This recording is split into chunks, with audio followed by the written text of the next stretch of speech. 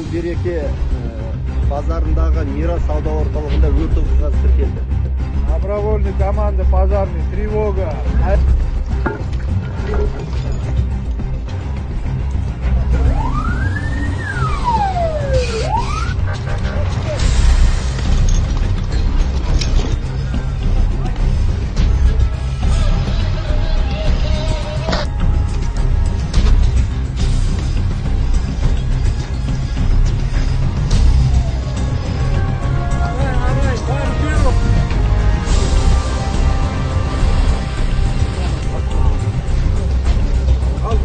Жерімізде, Қазақстанда, қаламыз, ешқандай өрт болмасын.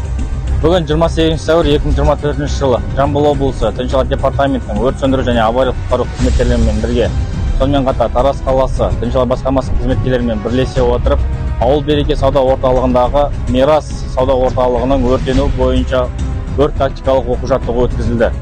Аталған оқу-жаттығуға барлығы 8 бірлік техника және 32 адам жеке құрам қатысты.